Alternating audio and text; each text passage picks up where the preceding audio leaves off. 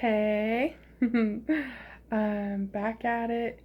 So I've been on the plan for 2 weeks now, and I don't know if you can tell in my face, but um, looking at myself rather than you guys, um, my cheekbones they show a lot more. Um, on both sides, the puffiness has kind of gone away. Of course, I'm still a bit cheeky, but yeah, it's taken the puffiness away. My ankles are drastically smaller. It's incredible the inflammation that's gotten down. And my brain fog is lowered. And really, honestly, I mean, a lot of different things have improved. Um, just to name a few, my skin is clear. I don't have any makeup on except my eyebrows. I have Hashimoto's, so of course my eyebrows about right here and out are non-existent, and then everything else is very thin. Um, Also, progress with the doctor is right now with my Hashimoto's and with my hypothyroid is that I was flooded with reverse T3. And if you have thyroid and you don't understand the other functions of the thyroid, please find a doctor that knows every single level. Because if you haven't, I don't remember if I went over it in detail, but um, you know, if you're only looking at the thyroid TCH, it's not equivalent to what you need because I was driving that down to 1 or lower because I've read and researched so much that if it's below 1, it's less likely to miscarriage. Um, I've dealt with 2 miscarriages, and so I was really driven to make this happen. My doctor is like, no, 2 and 3 are just fine. The range is 2 through 5, and 2 is a great number to shoot for, and everything. But I just kept on reading that wasn't true, and that 1 or below is best. So I found this new doctor. She did all of the panel on the thyroid, and she said, oh my goodness, we need to stop your levothyroxine immediately. And I was like, I was dead in my tracks. I was like, excuse me? Um, and so I was just like, I don't know what to do. Like, I don't know if I want to do that or believe that. But she explained that the levothyroxine was just flooding the back end of my thyroid, which is the T3.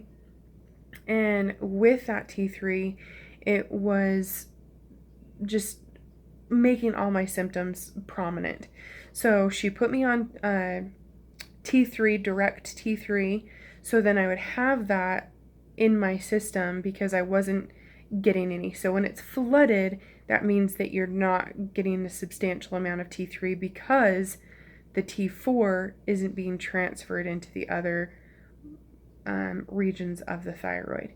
So, and this is my understanding, I'm not a professional, I'm not a doctor, I'm probably explaining it completely wrong, but I'm explaining it how I understood my doctor explaining it to me. So, with those changes, it's been about 3 months since I was taking just the direct T3. My levels came back as 0.3 for my TSH. I called it TCH before. TSH. And then I, and she also said that my T3, reverse T3, has come down to like 7. So that's perfect spot where it needs to be. And so now we're adding back in the levothyroxine. So I have codependency on both of those. Some people don't need both. Some people need just one. Some people need T3 more than they need levothyroxine. It just depends on how your body can actually transfer that levothyroxine into the other thyroid sources that we all need to feel okay. So, but anyways, so that is great. with my sugar levels, because I hadn't started the diet. I mean, literally the day that I started the diet was day after all of the blood tests were taken.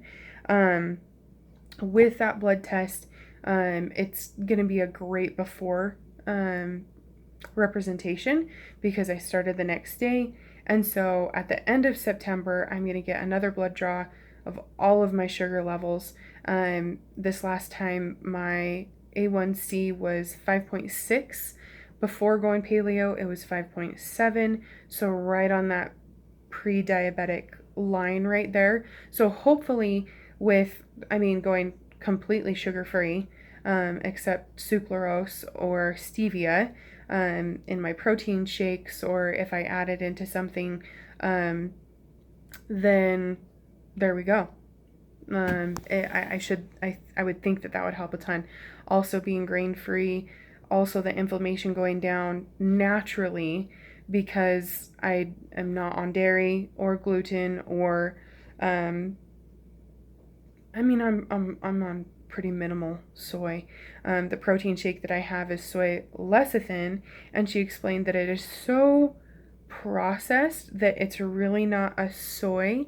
My friend, she actually has an allergic reaction to soy lecithin. And so maybe once we get into it more and I start detoxing these things and am on the plan for, 4, 5, 6 months, I can maybe, see if maybe, hey, this shake, I'm going to transfer it out for something else. Because my friend, she gave me tons of this protein shake and I'm feeling great. I'm losing weight. It's perfect. And if I'm getting it for free, I'm doing it for free. So, yeah, that's kind of the progress right now. I got a haircut today from my sister. I have an interview tomorrow. 2 weeks on the plan. I'm super excited. I feel confident in myself rather than literally I before I started the program, I just felt so broken.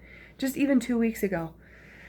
I didn't have any confidence in myself, and I was just so disappointed that I wasn't 100% paleo or 100% even dairy free, or just I wasn't doing anything for myself. And I'm excited that confidence is coming back. Not because I'm losing weight or anything, but because I'm just more emotionally stable because I'm off of sugar. I'm off of those, emotional driving things like soy, and gluten and carbs. Really, I'm probably taking in about 20 to 40 grams of carbs right now, depending on what I'm eating. Also with that, I think a huge thing is that I just feel that emotional support by avoiding those foods. And if you are suffering from anxiety or depression, by following this, you will feel that confidence, and you will feel that support in having less anxiety and less depression. I'm a huge advocate of that. Because I've definitely had situational depression. I definitely have situational anxiety where it's just super overwhelming and I kind of just shut down a little bit. Like at the doctor's office, she kept on asking me before I went on the diet and everything. She was asking me, okay, what time do you want to be in? Okay, that's great. Okay, let's do this and let's do that. And she just kept on moving to the next step so fast. And I was trying to get the schedule scheduled into my cell phone, and I couldn't do both. And my husband could see that I was almost glitching. Like, that's glitching is a good word for it. And he was like, hey, can I help? What's going on? And I was just like, oh, she's just going too fast. I'm trying to catch up to what she's trying to do. And she was like, oh, I'm so sorry. And I was like, no, it's okay. It's okay. Because she doesn't know. People don't know what it's like and everything. But I've noticed that I'm having less instances like that. We even threw a birthday party for my husband, and I was very surprised how calm and how, I mean, I was still anxious. But I was much more calm and not just like, oh, is everyone having fun? Is, everybody's involved? Are people talking to each other? I wasn't like freaking out with being so overwhelmed and obsessed with making sure that everyone was having a blast. But that's 10 minutes. I don't want to go over that. So that's just kind of my experience so far of being 2 weeks on the plan. I haven't weighed in yet. I'm not really concerned about weighing in.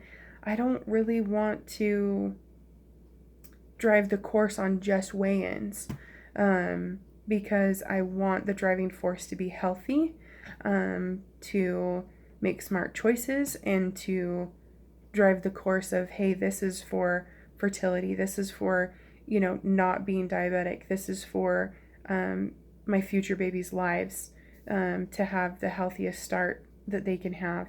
So hopefully, with all of those hopes and dreams that I have, that it will all come true. And I wish the best of luck to all of you.